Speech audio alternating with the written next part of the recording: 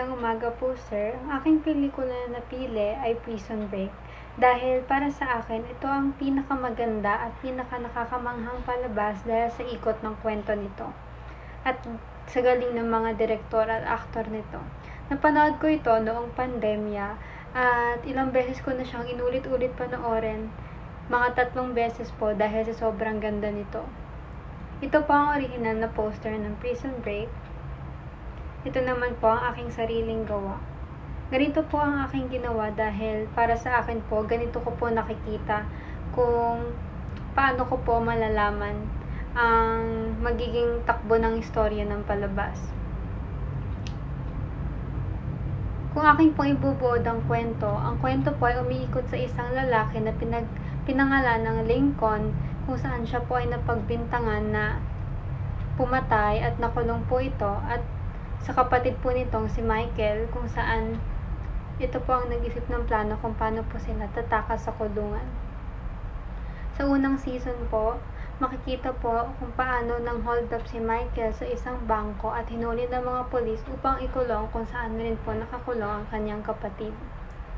Ang unang season rin po ay umiikot sa kung paano sila nakatakas kasama ang 7 pa nilang naging mga kasabwat.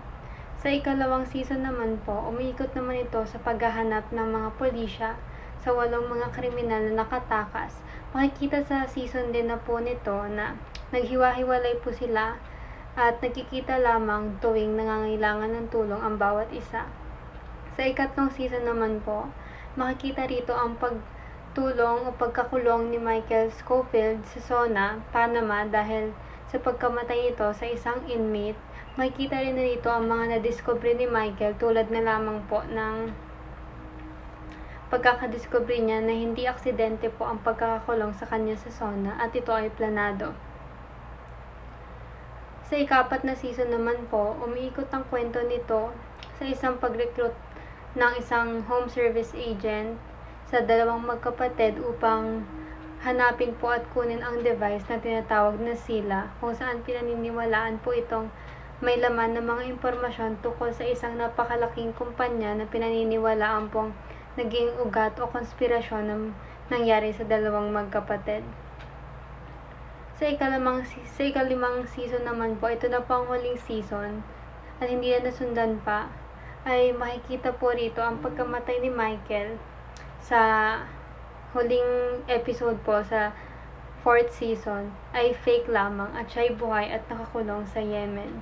Ang naging ending o finale naman po nitong palabas na ito ay makikita po ang puntod ni Michael at makikita rin po ang kanyang girlfriend kasama ang kuya nito na si Lincoln at naging anak ni Michael sa kanyang girlfriend na pinangalanan din pong Michael, na nagpipiknik po sila sa harap ng kanyang puntod. Ayun lamang po.